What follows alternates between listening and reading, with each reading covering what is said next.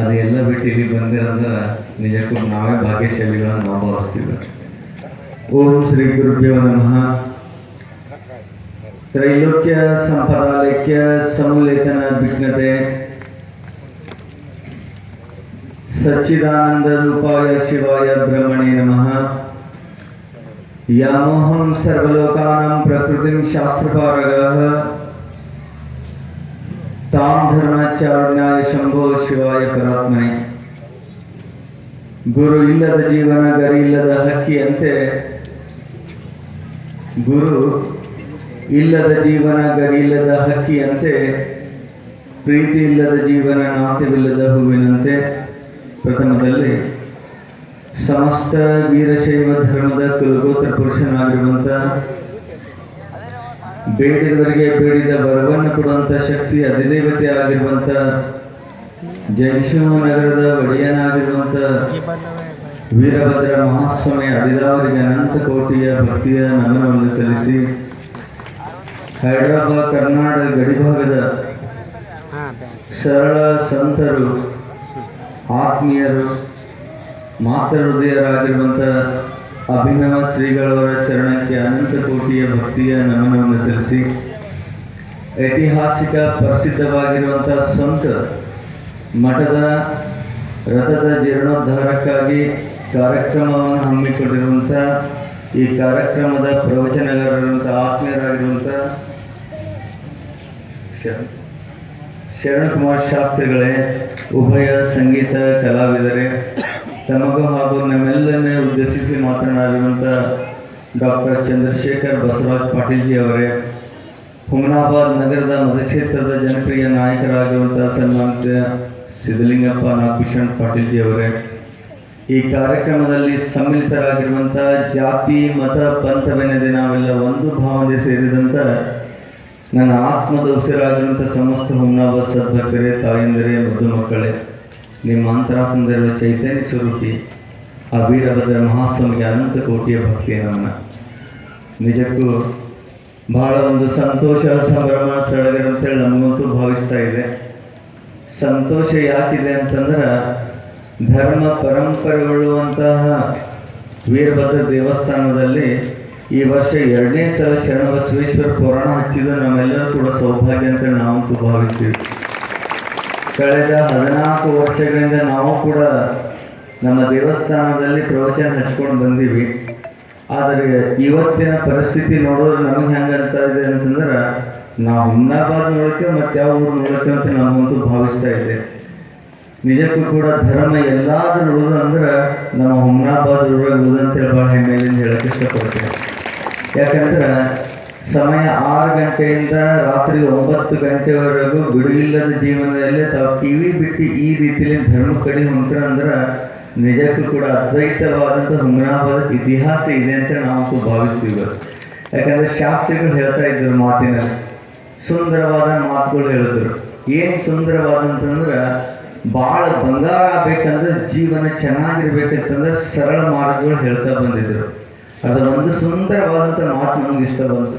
ಏನಂತಂದ್ರೆ, ಸಮಾಜ ಕಟ್ಟುವಂಥ, ದೇಶ ಕಟ್ಟುವಂಥ ಯುವಕರ ಬಗ್ಗೆನೂ ಮಾತಾಡಿದ್ರು, ತಮ್ಮ ಬಗ್ಗೆನೂ ಮಾತಾಡಿದ್ರು. ಯಾಕೆ ಏನು ಮಾತಾಡ್ತಾರಂತಂದ್ರೆ, ಪ್ರವಚನದಾಗ ಏನು ಅದನ್ನು ಅಂತೇಳಿ ಅವರು ಹೇಳಿಲ್ಲ. ಮೊದಲು ಮನುಷ್ಯನ ಬಾಳಲ್ಲಿ ಯಾವ ರೀತಿ ಬದುಕಬೇಕಂತೇಳಿ ಹೇಳಿರಲ್ಲ. ನಿಜಕ್ಕೂ ಕೂಡ ಮೊದಲೇ ಪ್ರವಚನಗಾರ ನಾನು ಭಾವಿಸ್ತೀನಿ. ಯಾಕಂದ್ರೆ ಕಟ್ಟೆ ಹೇಳುವಂಥ ಸಾಕಷ್ಟು ಜನ ಪ್ರವಚನಗಾರ ನಾವು ನೋಡೀವಿ. ಆದರೆ ನಿಜಾಂಶಗಳು ತಿಳಿಸುವಂಥ, ಭಕ್ತರಿಗೆ ಮನಮುಟ್ಟುವಂಥ ವಾಕ್ಯಗಳು ಹೇಳಿದ್ದಕ್ಕೆ ನನ್ನ ಕಡೆ ಹೃತ್ಪೂರ್ವಕ ಅಭಿನಂದನೆ ಸಲ್ಲಿಸ್ತೇನೆ. ಇಲ್ಲಿರುವಂಥ ಎಲ್ಲರಿಗೂ ಒಂದು ಮಾತು ಹೇಳಕ್ಕೆ ಇಷ್ಟಪಡ್ತೇನೆ. ಆಧುನಿಕ ಯುಗದಲ್ಲಿ ತಾವೆಲ್ಲರೂ ಕೂಡ ಬದುಕ್ತಾ ಇದ್ದಾರೆ, ಆದರೆ ಸಮಾಧಾನ ಯಾರೂ ಇಲ್ಲ. ಸಮಾಧಾನ ಯಾಕಿಲ್ಲ ಅಂತಂದ್ರೆ, ನಾವು 8 ಗಂಟೆಯಲ್ಲಿ ಕಾರ್ಯಕ್ರಮ ಚಾಲು ಮಾಡಿದ್ವಿ. ಚಾಲು ಮಾಡಿದ ತಕ್ಷಣ ತಾವೆಲ್ಲ ಬಂದ್ರಿ. ನೋಡಿ, ತಾವೆಲ್ಲರೂ ಬಿಡುವಿಲ್ಲ ಜೀವನದಾಗ ಇಲ್ಲಿ ಬಂದು ಕುಂತಿರೋದು ಏನಾಯ್ತಂದ್ರೆ ಒಂದು ಪರಿವರ್ತನೆ ಆಯಿತು. ಏನು ಪರಿವರ್ತನೆ ಆಯ್ತಂದ್ರೆ, ನಮ್ಮ ವಿಚಾರ ಒಂದುಗೂಡ್ತು. ಆ ವಿಚಾರ ನಂತರ ಮತ್ತೊಂದು ಒಂದುಗೂಡ್ತು. ಏನಂತಂದ್ರೆ, ಅಜ್ಜರು ಮಾತಾಡೋತರ ಕೇಳಬೇಕು ಅನ್ನೋ ಒಂದು ಭಾವನೆ ಒಂದುಗೂಡುತ್ತೆ. ಆ ಭಾವನೆ ಒಂದುಗೂಡಂತ ಮತ್ತೊಂದು ಬಂದು ಏನಂತಂದ್ರೆ ಭಕ್ತಿ ಎಂಬುದು ಒಂದು ಬಿಟ್ಟು. ಆ 3 ತತ್ವಗಳು ಒಂದು ಹಾದಿದ ಕುಂತ ತಾವೆಲ್ಲರೂ ಕೂಡ ಮನೆ ಮಠಗಳೆಲ್ಲ ಮರ್ತು ಕುಂತೀರಿ. ಹೌದಲ್ಲ? ಯಾವುದು ಚಿಂತನೆ ಇಲ್ಲ. ಚಿಂತೆ ನೀವು ಮಾಡ್ಕೊಳ್ತೀರಿ, ಹೊರಗಿನ ಚಿಂತೆ ಇಲ್ಲ. ನಿಮ್ಮ ಚಿಂತೆ ಬಿಟ್ಟು ಬದುಕನ್ನು ಕಲಿಯೋದಕ್ಕೆ ಅದಕ್ಕೆ ಜೀವನ ಅಂತಾರೆ. ಅದಕ್ಕೆ ನಾವು ಒಂದು ಮಾತಾಡ್ತೀವಿ, ತಾವು ಯಾವತ್ತೂ ಕೂಡ ಧರ್ಮ ಧರ್ಮ ಧರ್ಮ ಧರ್ಮ ನಮ್ಮ ಧರ್ಮ ನಮ್ಮ ಧರ್ಮ ನಮ್ಮ ಧರ್ಮ ಸಾಕಷ್ಟು ಜನ ಹೇಳ್ತಾ ಇದ್ದಾರೆ. ನಿಜವಾದಂಥ ಧರ್ಮ ಏನದೆ ಅಂದ್ರೆ, ಒಬ್ಬ ಅನುಭಾವನ ಕಡೆ ಮಾತಾಡ್ತಾನೆ, ಹಸಿದವನಿಗೆ ಅನ್ನ ಹಾಕೋದು ಒಂದೇ ಧರ್ಮ, ಕಷ್ಟದಾಗಿದ್ದವನಿಗೆ ಕಣ್ಣೀರು ಒರೆಸೋದು ಎರಡನೇ ಧರ್ಮ, ಮೂರನೇ ಧರ್ಮ ಏನಾದರೂ ಇದ್ದರಂದ್ರೆ ಉಸಿರು ಕೊಟ್ಟಂಥ ತಾಯಿ ತಂದೆಗೆ ನಮ್ಮ ಹೆಸರಿರೋ ತನಕ, ನಮ್ಮ ಉಸಿರಿರೋ ತನಕ ಸೇವೆ ಮಾಡುವುದೇ ಮೂರನೇ ಧರ್ಮ. ಈ ತತ್ವಗಳು ನೀವು ಅಳವಡಿಸಿಕೊಳ್ಳೋದಂದ್ರೆ ಯಾವ ಗುಡಿನೂ ಬರೋದತ್ತಲ್ಲ, ಯಾವ ಸ್ವಾಮಿಗಳನ್ನೂ ಕಾಲಕ್ಷಣ ಮಾಡೋದತ್ತಲ್ಲ. ಈ ತತ್ವಗಳು ಬೆಳೆಸ್ಕೊಡ್ರಿ. ಈಗ ಸಮಾಜ ಕೆಟ್ಟದಂತೇಳಿ ತಾವೆಲ್ಲರೂ ಕೂಡ ಭಾವಿಸ್ತೀರಿ. ಸಮಾಜ ಎಂದು ಯಾರಿಗೂ ಕೆಟ್ಟದ್ದು ಬಯಸಿಲ್ಲ. ಸಮಾಜದಾಗ ಇರುವಂಥ ಪ್ರತಿಯೊಬ್ಬರು ಕೂಡ ಕೆಟ್ಟದ್ದು ಬಯಸಕತ್ತೆ. ಅದಕ್ಕೆ ಸಮಾಜ ಧರ್ಮ ಈ ರೀತಿ ಕಾಣಬೇಕು.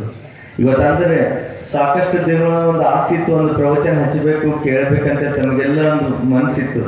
ಈ ಪ್ರವಚನ ಹಚ್ಚೋದ್ರಿಂದ ಏನು ಸಿಗ್ತದೆ ಅಂದ್ರೆ, ಅನುಭವನ ಕಡೆ ಮಾತಾಡ್ತಾನೆ ಏನಂತಂದ್ರೆ, ಮನುಷ್ಯನ ಜೀವನದ ನಂತರ ಬರುವ ಸಂಗತಿಗಳು. ಒಂದನೇದು ಪುಣ್ಯ, ಎರಡನೇದು ಪಾಪ, ಮೂರನೇದು ಗುರುಮಂತ್ರ. ಪುಣ್ಯದ ಕೆಲಸ ಮಾಡಿದರೆ ಮನುಷ್ಯನು ಸ್ವರ್ಗಕ್ಕೆ ಹೋಗುತ್ತಾನೆ, ಪಾಪದ ಕೆಲಸ ಮಾಡಿದರೆ ಮನುಷ್ಯನು ನರಕಕ್ಕೆ ಹೋಗುತ್ತಾನೆ. ಗುರು ಮಂತ್ರ ಅಂದರೆ ಏನಂತಂದ್ರೆ, ಗುರು ಆಡಿದಂಥ ಶಬ್ದ ವಾಕ್ಯ ನಿಮ್ಮ ಜೀವನದಲ್ಲಿ ಅಳವಡಿಸಿಕೊಂಡಿದ್ದೆ ಆದ್ರೆ ಆ ಶಬ್ದ ಎಲ್ಲಿ ಕರ್ಕೊಂಡು ಹೋಯ್ತಂದ್ರೆ ಸಾಕ್ಷಾತ್ ವೀರಭದ್ರನ ದರ್ಶನ ಮಾಡಿಸ್ತಾನೆ. ಇವತ್ತು ತಾವೆಲ್ಲರೂ ಕೂಡ ಸೋಮ್ ಹೋಗೋದು ಬೇಡ. ಅವ್ರು ಆಡುವಂಥ ವಾಕ್ಯಗಳು, ಶಬ್ದಗಳು ತಮ್ಮ ಜೀವನ ದಿಕ್ಕನ್ನು ಬದಲಾಯಿಸುವಂಥ ಶಬ್ದಗಳು ನಿಮ್ಮ ಜೀವನದಲ್ಲಿ ಅಳವಡಿಸಿಕೊಂಡಿದ್ದಾದ್ರೆ ನಾವು ಅಂತ 100 ರಥ ಮಾಡಿದಂಗೆ ನಮ್ಮಂತೂ ಸ್ವಾರ್ಥಕ ಆಯ್ತದೆ. ಸ್ವಾಮಿಗಳು ಒಂದು ಸುಂದರವಾದಂಥ ಮಾತು ಹೇಳಿದ್ರು. ಏನಂತ, ನಾವು ಕೂಡ ಸಾವಿರಾರು ಸ್ವಾಮಿಗಳ ಜೊತೆ ಇದ್ದೀವಿ, ಆದರೆ ನಮ್ಮ ಮೊಬೈಲ್ದಾಗ ಒಂದೇ ನಂಬರ್ ಇರ್ತದೆ, ಅದು ಸ್ವಾಮಿ ತಪ್ಪೋದಿಲ್ಲ, ಮತ್ತೊಂದು ಯಾರು ಮಾಡೋದಿಲ್ಲ ಅಂತ. ಯಾಕಂದ್ರೆ ನಾವು ಕೂಡ ಓಪನ್ ಆಗಿ ಹೇಳ್ತೀವಿ. ಯಾಕಂದ್ರೆ ಎಲ್ಲ ಹೋಗೋರು ಕೂಡ ಬೇಡುವಂಥ ಕೈಗಳು ಅದಾವ. ಆದ್ರೆ ಸ್ವಂತ ಅಪ್ಪರು ಒಂದು ವಿಚಾರ ಏನಂದ್ರೆ, ಮೊದಲ ಸಮಯ ಕೊಡ್ರಿ, ಆಮೇಲೆ ನೀವು ಕೂಡ್ರಿ ಬಿಡ್ರಿ, ನಮಗೆ ನೀವು ಸಮಯ ಕೊಡ್ರಿ. ನೋಡಿ, ನಿಜಕ್ಕೂ ಕೂಡ ಯಾವ ಸ್ವಾಮಿ ತನ್ನದೇ ಆದಂಥ ವಿಚಾರ ಇಟ್ಕೊಂಡು ಜನರಿಗೆ ಪ್ರೀತಿಸುವಂಥ ಭಾವನೆ ಯಾವ ಸ್ವಾಮಿಗಳು ಬರೆದು ಇರ್ತಾರೆ. ನಿಜವಾದ ಸಂತ ಯೋಗಿ ಸತ್ಪುರುಷ. ಅಂಥ ಯೋಗಿಗಳು ನಮ್ಮ ಹುಮನಾಬಾದ್ ನಗರಕ್ಕೆ ಬಂದಾರಂದ್ರೆ ನಮ್ದೆಲ್ಲ ಕೂಡ ಸುದೈವ ಅಂತೇಳಿ ನಾವಂತೂ ಭಾವಿಸ್ತೀವಿ. ಪೂಜಾರಿಗೆ ಒಂದು ಮಾತು ಹೇಳಕ್ಕೆ ಇಷ್ಟಪಡ್ತೀವಿ. ತಾವೆಲ್ಲರೂ ಕೂಡ ಹೇಳ್ತಾ ಇದ್ರಿ, 60 ಹಳ್ಳಿಗೆ ಹೋಗಿದ್ವಿ, ಇದು 61ನೇ ಗ್ರಾಮ ಅಂತೇಳಿ, 62ನೇ ಗ್ರಾಮ ಅಂತೇಳಿ. ನಾನು ಒಂದು ಮಾತಾಡ್ತೀನಿ, ಹುಮನಾಬಾದ್ ಚಾರಿತ್ರಿಕ ಇತಿಹಾಸದಲ್ಲಿ 62ನೇದು ನಿಮ್ಮ ಕಾರ್ಯಕ್ರಮ, ನಿಮ್ಮ ಸ್ವಂತ ಪುರಾಣ, ನಿಮ್ಮದೇ ಪುರಾಣ ಹಚ್ಚಿದಾಗ 62ನೇ ಪುರಾಣ ನಮ್ಮ ಪದ್ಯ ಬಂದಾಗ ಸುವರ್ಣ ಅಕ್ಷರತೆ ಬರುವಂಥ ಕಾರ್ಯಕ್ರಮ ಅಂತ ನಾವು ಭಾವಿಸ್ತೀವಿ. ಯಾಕಂದರೆ ಸಾಕಷ್ಟು ಜನ ಇಷ್ಟೆಲ್ಲ ನಮ್ಮ ಹುಮನಾಬಾದ್ ಎಲ್ಲ ಯುವಕರು ಬಂದು, ಎಲ್ಲ ಕಾರ್ಯಕರ್ತರು ಬಂದು, ಎಲ್ಲ ರಾಜಕೀಯಗಳು ಒಂದೇ ವೇದಿಕೆ ಮೇಲೆ ಕುಂತು ಸ್ವಚ್ಛ ಮನಸ್ಸಿನಿಂದ, ಸ್ವಚ್ಛ ವಿಚಾರದಿಂದ ಈ ಕಾರ್ಯಕ್ರಮ ನಡೆಸ್ಕೊಡ್ತಾರಂದ್ರೆ ನಿಜಕ್ಕೂ ಕೂಡ ಈ ಕಾರ್ಯಕ್ರಮ ಯಶಸ್ವಿಯಾಗೋದು ಯಾವುದೂ ಸಂದೇಹ ಇಲ್ಲ ಅಂತ ನಾನು ಹೇಳಕ್ಕೆ ಇಷ್ಟಪಡ್ತೀನಿ. ಇರುವಂಥ ತಾಯಂದಿರಿಗೆ ಒಂದು ಮಾತು ಹೇಳಕ್ಕೆ ಇಷ್ಟಪಡ್ತೀನಿ. ನಾವೆಲ್ಲರೂ ಕೂಡ ಆಧುನಿಕ ಜೀವನದಾಗ ಬದಲಾಗಿವಿ. ಎದಕ್ಕೆ ಬದಲಾಗಿವಿ ಅಂತಂದ್ರೆ, ಅವ್ರಿಗೆ ಕಂಡ್ರೆ ಇವ್ರಿಗಾಗಲ್ಲ, ಇವ್ರಿಗೆ ಕಂಡ್ರೆ ಮತ್ತೊಬ್ರಿಗಾಗಲ್ಲ. ಹೌದಲ್ಲ? ತಾವೆಲ್ಲರೂ ಕೂಡ ಒಂದಿರಿ. ಯಾರಾದರೂ 1000 ವರ್ಷ ಬದುಕೋರಿದ್ರೆ ಕೈ ಎತ್ತರಿ, ಪಟ್ಟಂತ ಎತ್ತರಿ. ಇದ್ರೆ ಅಲ್ಲಿ ಅನ್ಕೊಂಡು ಅಮ್ಮ ಆಕೆ ಬಾಜಿ ಕುಂಡ್ರಸಕ್ಕೆ ಈಗ ಹೋಗೋ ಟೈಮ್ನಾಗ ಆಕೆ ಒಂದು ಫೋಟೋ ತೊಗೊಂಡು ಹೋಗೋಣ. ಸುಂದರವಾದಂಥ ನೋಡ್ರಿ, ಆಕೆ ಗೊತ್ತೇ ಇಲ್ಲ ನಾ ಏನು ಮಾತಾಡ್ತೀನಿ ಅಂತೇಳಿ. ಅಂದ್ರೆ ಜನ ಮರಳು ಜಾತ್ರೆ ಅಂದಂಗೆ ಆಗಬಾರ್ದು. ಪಾಪ ಪುರಾಣ ಹೇಳತ್ತಿರೋ ಅವರು ನಾವು ನಕ್ಕೋತ ಕುಂತಂದಂಗೆ ಆಗಬಾರ್ದು. ನೋಡಿ, ಸುಂದರವಾದಂಥ ಜೀವನದಾಗ ನಾವು ಬದುಕದೇ 20, 30, 35, 40 ವರ್ಷ ನಾವು ಬದುಕಬೇಕಾದ್ರೆ ಬಹಳ ಆಯ್ತು. ನಾವೇನು ಮಾಡಕತ್ತೀವಿ ಅಂತಂದ್ರೆ ಒಂದು ತಪ್ಪು ಮಾಡತ್ತೀವಿ. ಏನಂದ್ರೆ ಬೆಳಗ್ಗೆ 24 ತಾಸು ನಮಗೆ ಒಂದು ದಿನ ಕಳಿಬೇಕಾದ್ರೆ 24 ತಾಸು ಬರ್ತದೆ. ಆ 24 ತಾಸ್ದಾಗ ನಾವು 24 ತಾಸು ಏನು ಮಾಡತ್ತೀವಿ ಅಂದ್ರೆ ಮತ್ತೊಬ್ಬರು ತಪ್ಪು ಎಣಿಸದೆ, ಯಾರ ಮನೆ ಶಾಂತಿ ಕರೆದ್ರಂದು ಮನೆಗೆ ಹೋಗೋದು, ಉಂಬೋದು, ಅವನ ಮನೆಗೆ ಪೇಂಟ್ ಚಂದ, ಮದಿಗೆ ಹೋಗೋರು ಏನು ಅರ್ಬಿ ಹಾಕೊಂಡು ಕೆಟ್ಟ, ಎಲ್ಲಿ ಹೋದ್ರು ತಪ್ಪು ಎಣಿಸ್ಕೊತಾನೆ ಕುಂತೀವಿ. ಆದ್ರೆ ತಪ್ಪೆಣಿಸೋ ಕಡೆ ಒಬ್ಬ ಅನುಭವನ ಕಡೆ ಮಾತಾಡ್ತಾನೆ. ತಪ್ಪು ನೀವೆಲ್ಲ ಅಂತಾರಲ್ಲ, ಅನುಭವನ ಕಡೆ ಮಾತಾಡ್ತಾನೆ. ಏನಂತ, ಕಿಸಿ ಕಿ ಗಲ್ತಿಯೋ ಕಾ ತು ಹಿಸಾಬ್ ಮತ್ ರಖ್, ಕಿಸಿ ಕಿ गलतियों का तू हिसाब मात्र खुदा बैठा हिसाब ಮಾತ್ರ ಆ ಭಗವಂತ ಎಲ್ಲರದ್ದು ಎಣಿಸ್ಕೊತ ಕುಂತಾನೆ. ದಯವಿಟ್ಟು ತಾಯಿಂದರೆ ಒಂದು ಮಾತು ಹೇಳ್ತೇನೆ. ಇವತ್ತು ಮೊನ್ನೆ ಒಂದು ಪತ್ರಕರ್ತರು ನಾವು ಕೂಡ ಓದಿದ್ವಿ. ಭಾರತ ಅದ್ವೈತ ಶಕ್ತಿ ಇದೆ. ಇವಾಗ ಭಾರತ ಸುಂದರವಾದಂಥ ಭಾರತ ದೇಶಕ್ಕೆ ಎದಕ್ಕಾದ ಸಂಸ್ಕೃತಿಗೆ ಎದ್ದಂಥ ಬೆಲೆ ನಮ್ಮ ಭಾರತ ದೇಶಕ್ಕಿದೆ. ಮೊನ್ನೆ ಒಬ್ಬ ಪತ್ರಕರ್ತ ಒಂದು ಮಾತು ಹೇಳಿದ, ಬುದ್ಧಿ ನಿಜಕ್ಕೂ ಕೂಡ ಭಾರತ ಭವಿಷ್ಯ ಯಾರ ಕೈಯಲ್ಲಿದ್ದಾನೆ? ನಿಮ್ಮಂಥ ಸ್ವಾಮಿಗಳ ಕೈಯಲ್ಲಿದ್ದಾನ, ರಾಜಕಾರಣಿಗಳ ಕೈಯಲ್ಲಿದ್ದಾನ, ಯಾರ ಕೈಯಲ್ಲಿದೆ ಅಂತ ಭಾರತ ಭವಿಷ್ಯ? ನಿಜಕ್ಕೂ ತಾಯಿಲಿ ಒಂದು ಮಾತು ಭಾರತ ಭವಿಷ್ಯ ನಮ್ಮಂಥ ಸ್ವಾಮಿಗಳು ರಾಜಕಾರಣಿಗಳು ಯಾರ ಕೈಯಲ್ಲಿದೆ? ನಮ್ಮ ಭಾರತ ಭವಿಷ್ಯ ನಿಮ್ಮ ಕೈಯಲ್ಲಿದೆ ತಾಯಿಯಂದಿರು. ಯಾಕಂದ್ರೆ ಈ ಸನಾತನ ಪರಂಪರೆ ಬೆಳೆಸಬೇಕು, ಹಿರಿಮೆ ಗೆರಿಮೆ ಬೆಳೆಸಬೇಕು. ಇವತ್ತು ಹೇಳಿದ್ರು ಸ್ವಾಮಿಗಳು ಏನಂತ 12ಕ್ಕೆ ಅಪ್ಪರ ಬಾಳಿಕೆ ಸೂಲ್ ಕೂಡ್ಲತ್ತಾರೆ ಏನಾದ್ರು ಒಂದು ಸುಂದರ ಮಾತು ಹೇಳಿದ್ರು. ಅಂಥ ಮಕ್ಕಳು ಹುಟ್ಲತ್ತವ. ಇವಾಗ ದೇಶ ಕಟ್ಟುವಂಥ ಮಕ್ಕಳು ಬೇಕಾಗ್ಯಾವ, ಸಮಾಜ ಕಟ್ಟುವಂಥ ಮಕ್ಕಳು ಬೇಕಾಗ್ಯಾವ, ಸಮಾಜ ಒಗ್ಗಟ್ಟಿನಿಂದ ಉಳಿಯುವಂಥ ಮಕ್ಕಳು ಬೇಕಾಗ್ಯಾವ. ಇದಕ್ಕೆ ಏನಾದರೂ ಕಡಿಮೆ ಬಿದ್ದದಂದ್ರೆ ಸಂಸ್ಕಾರ ಕಡಿಮೆ ಬಿದ್ದದ. ಆ ಸಂಸ್ಕಾರ ನಿಮ್ಮಲ್ಲಿ ಬೆಳೆಸುವಂಥ ಆರಿ ಎಂಬ ಮಾತನ್ನು ಹೇಳೋದ್ರ ಮೂಲಕ ನನ್ನ ಕಡೆಯ ಸಂದೇಶ ಕೊಡ್ಲಿಕ್ಕೆ ಇಷ್ಟಪಡ್ತೀನಿ.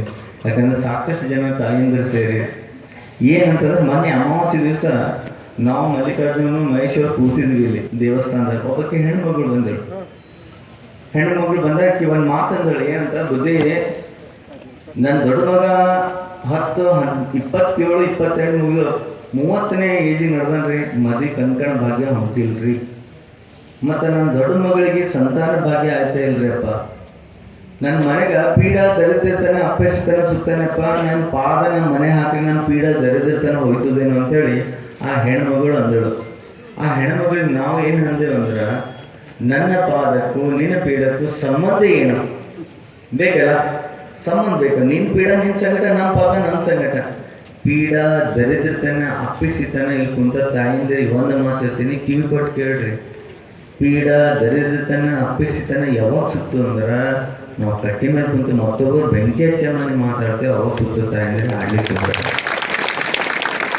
ಯಾಕಂದ್ರೆ ಸುಂದರವಾದಂಥ ಬದುಕದ ಇವತ್ತು, ಸುಂದರವಾದಂಥ ಬದುಕು ಕಟ್ಕೋಬೇಕಾಗಿದೆ. ಇವತ್ತು ಸಮಾಜ ಕಟ್ಟಬೇಕಾಗಿದೆ, ಆರೋಗ್ಯಪೂರ್ಣವಾದಂಥ ಸಮಾಜ ಕಟ್ಟಬೇಕಾಗಿದೆ. ಇವತ್ತು ತಾವೆಲ್ಲ ತಾಯಿಂದ್ರೆ ಒಂದು ವಿನಂತಿ ಮಾಡ್ತೀನಿ, ಕಟ್ಟಿ ಮೇಲೆ ಕುಂತಾಗ ಅವ್ರಿವ್ರದ್ದು ಮಾತಾಡ್ಲಿಕ್ಕೆ ಹೋಗ್ಬೇಡ್ರಿ. ನಮ್ಮ ಮನೆಗೂ ಹೆಣ್ಣದ ಅಂತೇಳಿ ವಿಚಾರಿಕೊಡ್ರಿ, ಅವ್ರ ಮನೆಗೂ ಗಂಡದ ಅಂತೇಳಿ ವಿಚಾರಿಕೊಡ್ರಿ. ಯಾಕಂದ್ರೆ ಎಲ್ಲ ಕೂಡ ರೋಡಿಗೆ ಬಂತಂದ್ರೆ ಯಾವುದು ಉಳಂಗಿಲ್ಲ. ದಯವಿಟ್ಟು ಮುಚ್ಚಿಕೊಳ್ಳುವಂಥ ವಿಚಾರಗಳು ತಾವೆಲ್ಲ ಬೆಳೆಸ್ಕೊಂಡ್ರಂದ್ರೆ ಸುಂದರವಾದಂಥ ಬದುಕು ಕಟ್ಕೋಬೋದು ಎಂಬ ಮಾತನ್ನೇ ಹೇಳೋದ್ರ ಮೂಲಕ ಇರುವಂಥ ಎಲ್ಲ ಯುವಕರಿಗೆ ಒಂದು ಮಾತು ಹೇಳ್ತೀನಿ. 11 ದಿವಸ ಪರ್ಯಂತರ ಕೂಡ ನಾವು ಕೂಡ ಇರ್ತೀವಿ. ಕೆಲವು ದಿನ ಆ ಕಡೆ ಹೋಗೋನು ಕೂಡ ಇದು ನಾವು ಒದಗಿಕೊಂಡು ಪೂರ್ಣವಾಗಿ ನಿಭಾಯಿಸಿ ಕೊಡ್ತೀವಿ ಅಂತೇಳಿ ಪೂಜಾರಿಗೆ ಹೇಳಕ್ಕೆ ಇಷ್ಟಪಡ್ತೀನಿ. ಇರುವಂಥ ಎಲ್ಲ ತಾಯಂದಿರ ಕಡೆಗೆ ಸಂದೇಶ ಏನು ಕೊಡ್ತೀನಿ ಅಂದ್ರೆ, 11 ದಿವಸಗಳ ಪರ್ಯಂತ